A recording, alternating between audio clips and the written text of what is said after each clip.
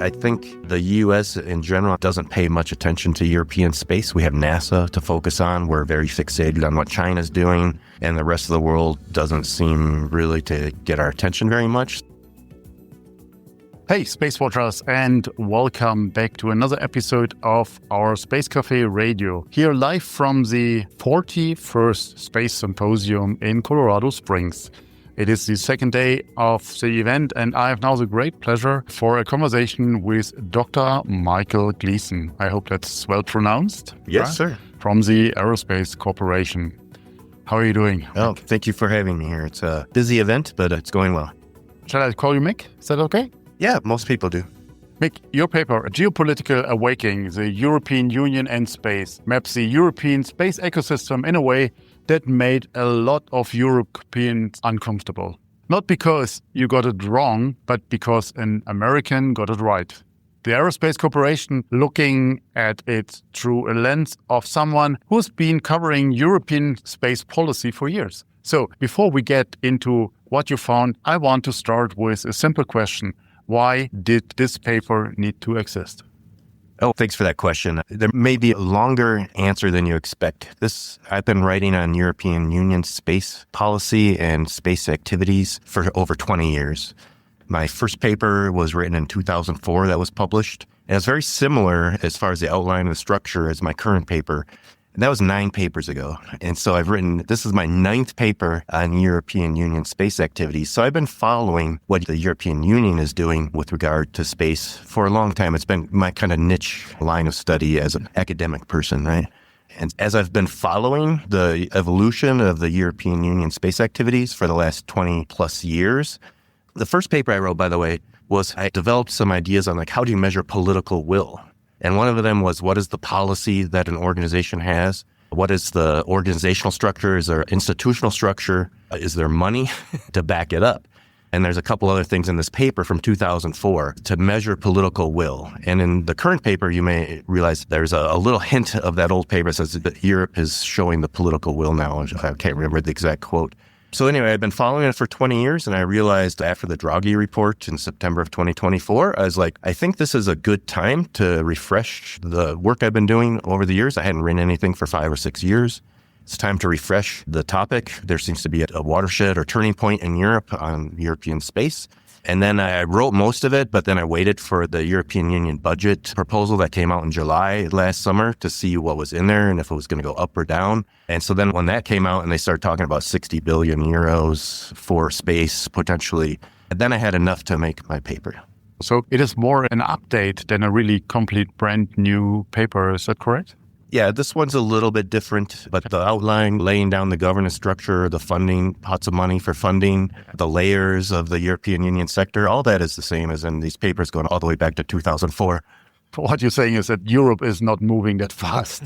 It's been incremental progress, and I've been watching the incremental progress, and I'm impressed that things are happening, and I think it's better than no progress, right? But now I think there's that geopolitical awakening and the potential for a lot of progress. Let's dive into it a bit more. You built your paper around a 3-level framework, so the EU, ESA, and then national.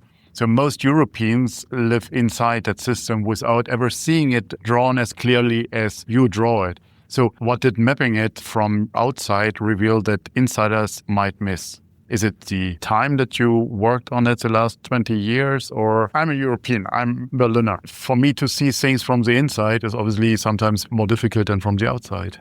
So I think it was actually the 3-level structure was explained to me. I think back when I was doing the research for my paper in 2004, I was actually given the funding and the privilege to travel to Paris and interview people at CNES and at ESA back in the day, and then to go to Brussels and talk to the EU offices in Brussels. And so I think it was that trip through personal interviews and talking to European officials that was laid out for me. So I'm just reflecting back what I was taught or what I was learned in my experience from Europeans. I do want to mention that the European Space Policy Institute in February wrote a wonderful, really in-depth field guide on European space governance, which that's going to be the standard now. It's going to be the Bible on laying that all out. It's really impressive. And I really liked, they had it instead of 3 layers, they had a triangle with 3 points on a triangle of national, intergovernmental, and European level dots on the triangle. So that's another way of looking at it. You described very openly the EU and ESA as complexly entwined. In my word, it's a polite way to saying the relationship is dysfunctional. So can you go on that a bit? I think that I wouldn't say that. I would put that on me because I can't figure it out all the time. There's so many relationships depending on the program, the different agreements between ESA and the EU and Copernicus and Galileo. There's so many unique links and interconnections and funding, joint funding for projects. And I've never tried to figure out how to untangle all that. So I'd say it's more about me and my level of understanding to just say, and it's very complex. This geographic return rule, highly debated is the glue that holds European space together, at least when you're following the ESA philosophy behind. All the weight that's slowing it down. How do you see that? Once again, it's not really my opinion. I'm reflecting what I've learned by looking at the European officials' statements and reports, again, like the Draghi report. The Lata report, that's how you say that one. And going all the way back to my initial research and trips and interviews in Europe. And I did another trip in 2007. I made the same rounds of interviews at ESA and CNES and EU and several other places when I was in France and Belgium. And so I'm basically reflecting back what the Europeans are telling themselves. So I don't really have my own opinion, if that's what you're looking for. I think the geographic return rule on the ESA side of the argument, from what I understand, is it's been tremendously successful, right, over the last 40 years. And so why do you want to mess with success, as we say in the U.S., right? It's worked well. It's countries that don't have capability or an industrial base. It's a good way to help develop that. So I see the ESA side of the argument. And then the European Union side of the argument is you want more efficiency, right, and best value for money. But I understand that makes sense, right? But I understand that implies that maybe the companies in France and Germany and Italy and the bigger countries with more experienced industry would get a large chunk of that funding. And so I understand that there is a debate, and I don't have a dog in that fight, so to speak. And I'm just describing it in this paper. Absolutely. And the point you made with the potentially increased budget, or definitely increased space budget in the next MFF, what will be then, if the same percentage that the EU is giving to ESA today, what is the impact on ESA? And that really struck me. And I said, can ESA then maintain the geo-return model in that way? You hit the core of the insight I developed on this paper, right? As I went through and added up the potential funding streams, the new funding, new programs, and when I realized with $3 billion a year, the funding for the EU space programs goes into ESA as 25% of the ESA budget. And so if the EU side doubles or triples to 6, 9, whatever billion it ends up being euros, that means that 25% is also going to go up, and it'll go over 50%. Time will tell, right? But it might be 10 years before we know the results. And then at first I just left it at that. I just said it could go over 50%. And then one of my peer reviewers, because I had several peer reviewers, a couple from Europe who looked at the paper and pointed things out that could be improved and said, so who cares if it goes over 50%? So that forced me to think. And so this was, I think, the only really original insight I had to the paper was I think that means like whoever has the most money is going to have the most influence on the outcomes. And then I thought a little further and said, I know there's a debate about the geographic return rule, but it's a very difficult political problem. But if suddenly there's different color of money, the EU money is different color of money than the geographic return money, that maybe that would weaken the geographic return rule so that the political leaders in Europe had more decision space, more flexibility to reform that somehow. I don't have an opinion on what's right or wrong on that. I'm just, as an analyst, I was like, this probably matters. How does it matter? And those were my thoughts on it. I had almost 2 years ago the opportunity to speak with Dr. Walter Pelzer, the head of the German Space Agency at DLR, in Vienna at an ESPI event about a geo-return, because it was at the peak of one of the discussion cycles around. And he made a very clear stand for why is geo-return so important, and especially important for the diversity, for the innovation that we have in Europe, and especially with the smaller countries as well. For Germany, with this huge budget, that could work out. But for others that just put a few million into ESA, they have then access and they can learn from it. But let's talk about money, or more security and defense. You call the 2023 EU space strategy for security and defense a historic turn. We have heard historic before in European space. So what makes it different this time? Let's harken back to that 2004 paper and those indicators of growing political will and the money right? You have to have the policy, the strategy, the organizational, institutional support structure in place. The other one I missed earlier was the high-level statements it has the attention of very senior high-level decision makers. And I think for the security and defense side, all that has been checked off now. And then when I saw the MFF in the money, I was like, okay, they have the strategy, the policy, they have the senior leader attention, policy statements, public statements, and so forth, and the money now to back it up and implement it. I said, okay, I think this time, I think that they mean it with the Russian invasion of Ukraine. I know that's been in and of itself a geopolitical awakening for Europe's security and defense. And so I was just pulling that into the space realm also. Yeah, and with all good reason. France is building anti-satellite weapons. Now, Germany announced the 35 billion for military space. It also makes us here to the floor. Are these national programs going to feed into the EU level capacity, or are they creating new fragmentation? I think it's all good for Europe. The more capability, the better. I don't know how the European Union will gather together. They don't have the competency for security and defense. So I understand that's the national level's member states' responsibility. But the Article 42 in the EU Lisbon Treaty that has the collective security or collective defense clause, I can't remember exactly how to state it, that if there's some need for the EU without NATO to defend itself as a collective defense organization, they may be able to pull on member state capability, just like NATO does not have a space program. They pull on member state capability. So someday, if the member states agree, could pull on the member state capability to help with collective security and defense of Europe. You worked at the State Department. When Europeans say strategic autonomy, what does Washington actually hear? Not much. That's one of the purposes of this paper, and my 9th paper, which I'm so happy is finally getting some traction and attention in the European Union space activities, because I've been trying to raise awareness for 20 years that, hey, the European Union has a space program. It's progressively gotten bigger over the last 20 years to now where it's reaching the point where it may become more of a center of gravity than the European Space Agency for driving the collective capability and space activities of Europe. And I think the U.S. in general, I'm speaking in general, but doesn't pay much attention to European space. We have NASA to focus on. We're very fixated on what China's doing, and the rest of the world doesn't seem really to get our attention very much. So the point of the paper and the previous paper is just raise awareness in the U.S. that there is the European Union, not as a continent or as a region, but as a political entity, has a space program. And even today, walking around here at the Space Symposium, I told people about the paper, and they're like, really? Like, most people are still surprised to hear it, right? I would like to cover a bit the European response that happened when your paper landed. People pushed back with the argument Europe's distributed architecture is a feature, it's not a bug. So 3 complementary levels are with built-in resilience.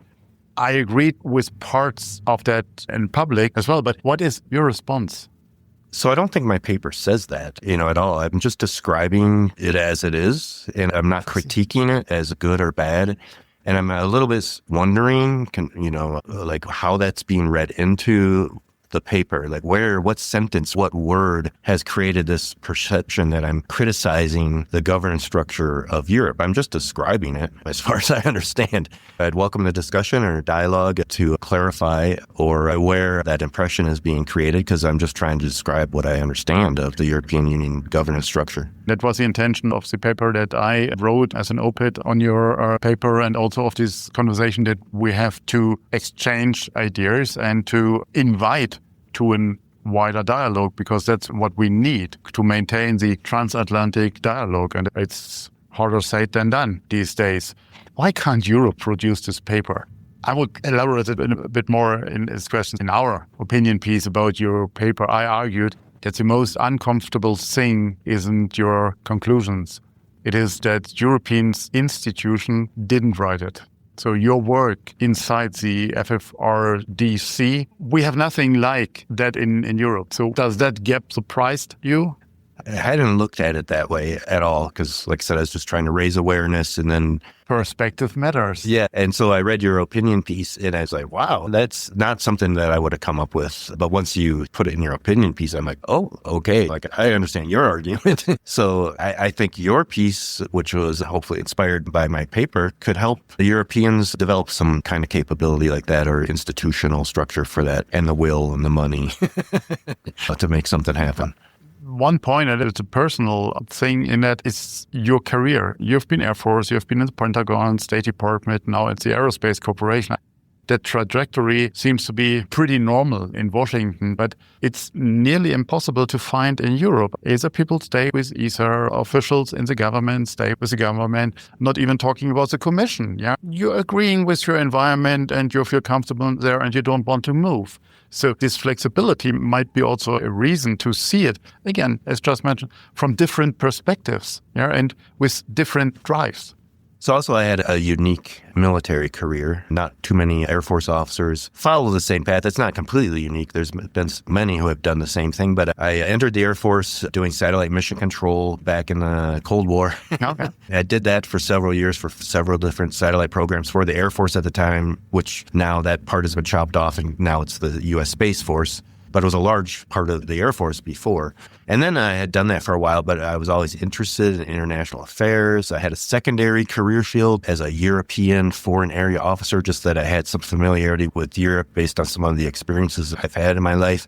And I decided to get out of space and do international relations. And I became a geopolitical officer, advising a general in the Asia Pacific. And then I went to the Air Force Academy to the political science department to teach international relations. And I thought I'd left space far behind. But the first day I got to the Air Force Academy poli-sci department, they said, oh, you're the space guy. You're teaching space policy. And I was like, what's space policy? Because I was an operator, I had no idea. And they said, we don't know. You have to figure it out. And that was in 2002. And that kind of launched me into the space policy and strategy kind of realm. And so then I moved on to the Pentagon and did space policy at the Pentagon. And then my final assignment before I retired from the Air Force was at the State Department as their military advisor in national security space. But I had a lot of personal interest in that, and I was able to work with the Air Force assignment system to move around because it's a very non-traditional career path. And they said, you're not going to make general if you do that. And I'm like, that's okay. I think this is interesting and this is useful for the country. Last point from my end. Your paper identifies barriers to transatlantic collaboration, but also openings, interoperability, data sharing, bandwidth agreements. With everything shifting in Europe right now, where could the US-EU Space Corporation move fastest? That's a good question. So I know the EU capability right now, like Galileo and Sentinel satellites, and relatively near future IRIS squared if it doesn't get delayed too far into the future. So all the things you just mentioned, interoperability, compatibility with U.S. systems. But I'm aware the EU also wants to get more the security and defense side of the dual use equation. Galileo, Sentinel, and Copernicus are civil, but they have dual use value for military security. Yeah. But from what I understand, once again, it's from what me looking at what Europeans are saying, is they're not optimized for military uses. The structures aren't there. The data formats aren't there, whatever the case may be for military and security uses. That's something the U.S. could maybe help with, is if they come in and say, hey, we can work together with you and show you how we do it in the U.S., especially a lot of, right now, the big emphasis in the U.S. Space Force and Space Command is commercial integration and allied integration, and that could take many directions. I probably can't think of all of them here now, but yeah.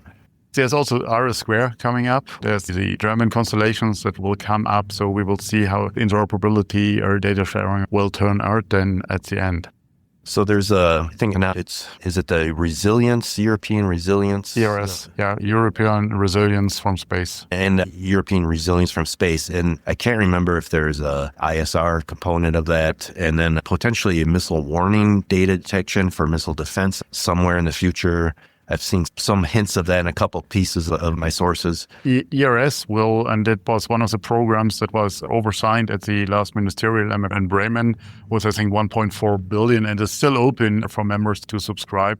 And it will combine capacities and it will lead then potentially into something like government services, so that there's a government and a security component, same that you have with Galileo PRS at the moment. There's also then our PNT component that will come in also as a security. And ERS is this glue in between defining all the interfaces and so on. That's as best as I could understand it. But I think at the national level, there's many opportunities. And I alluded to missile warning, missile tracking, missile defense. We've learned from the war in Ukraine and now the war with Iran and in the Middle East and Israel defending against missile barrages and so on and so forth, that sharing early warning data, space-based early warning data will be a priority. And especially under the NATO structures, we haven't talked really about NATO either, right? And so we have national level, NATO, the European Union. It might be more on the periphery of some of that. Michael, I said in my paper that the next paper of this caliber about European space should come from a European institute. Not because Americans shouldn't analyze our work, you clearly should, and we are better for it, but because strategic autonomy starts with self-understanding. After this conversation, I'm more convinced than ever that we need to build the analytical infrastructure to make that happen. Thank you very much for your work, and thank you very much for this conversation. Oh, thanks for having me. SpaceWatch out. If you like these or other episodes of Space Café Radio, leave us a rating on your preferred podcast platform. It is the currency of today. And if you want to stay on the pulse of the space industry, please visit our website at www.SpaceWatch.Global and subscribe to our newsletters. And of course, don't forget to become a Space Watcher. I'm Thorsten Kriening, publisher at SpaceWatch.Global, your independent perspective on space.